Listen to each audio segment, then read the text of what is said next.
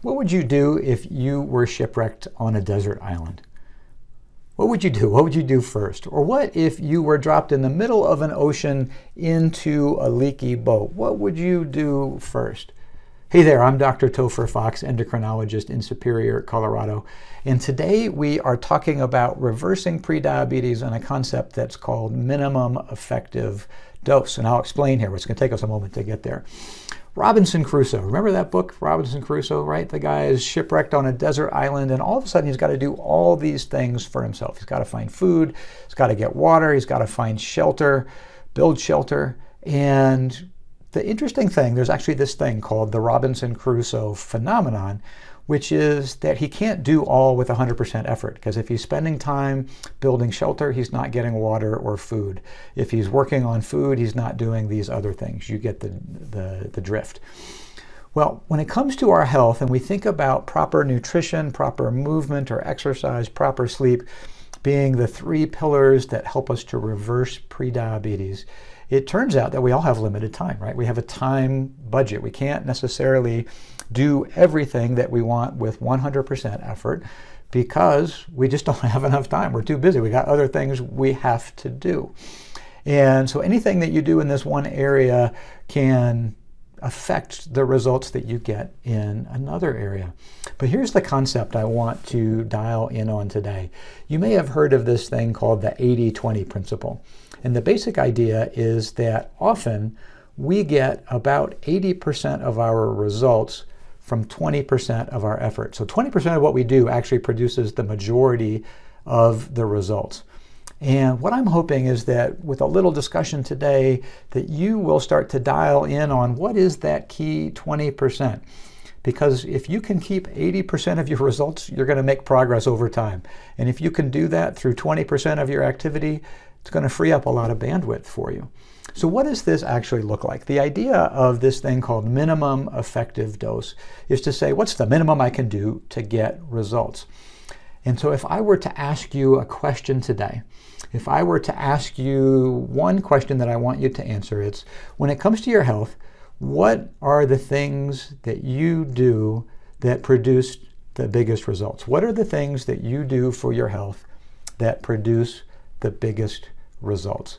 You know, when I think about this for me, and I really want us to dial in specifically, right? We can say, yeah, I eat healthy and I exercise, but I really want to dial into what are the key steps. So if I think about nutrition for me, probably the key step is to go shopping. Usually for me, that's Sunday morning before church. We go shopping to be able to have quality food, specifically produce, specifically vegetables. I need to have vegetable choices in the house. And when I do that, it sets me up to win the week, eating quality food and avoiding the highly processed food that we know we want to avoid or limit. So for nutrition, key step for me is that shopping step. It's preparation and making sure that I have those choices around. When it comes to sleep, it's just simply prioritizing bedtime. Prioritizing bedtime. For me, when I prioritize that, you know, I need to be in bed by this time, and I'm going to do things to make sure that happens. So even if I'm tempted by Netflix or tempted by a project that I'm on, I know, gosh, I need to turn this off. Tomorrow will be another day I need to get to bed. And then for me, exercise in the morning. Exercise in the morning. I know that when I get it done in the morning, then it doesn't get interrupted and I actually get it done. Or if it's in the afternoon, inevitably some urgent matter comes up that will derail me. So I think for me, those are really the three key steps. Preparation, having vegetables, quality food, but vegetables specifically in the house, prioritizing bedtime, exercising in the morning. Just focusing on those three things probably gets 80% of the results. So for you this week, I really encourage you to think about what you're doing that produces the results for you. Could you tell me one thing, two things, three things that you know produce results? If you can, let me know in the comments down below. And I would love to be able just to share that or have other people be able to share that with us.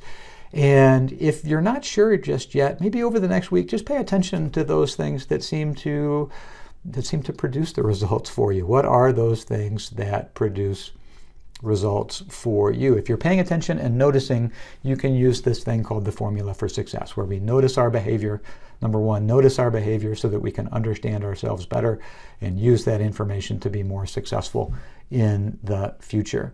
So hey, I am going to sign off, but before I go, if you are a woman 50 plus who's been diagnosed with prediabetes and you find this type of training valuable and you would like to accelerate your results, you would like to be part of a community where you receive training and education, you receive support and accountability, and you're with other people just like you going through this process of trying to live at your best through healthy lifestyle without relying on pure willpower, and you want to be with other folks just like you on that journey, then please check out our Reversing Prediabetes program. You can find it at Dr. Topher Fox drtopherfox.com/membership. Link should be up above or down below. And yeah, I encourage you to check it out. We'd love to have you as part of our community and would love to accelerate your results. So until next time, as always, I wish you peace. Take care.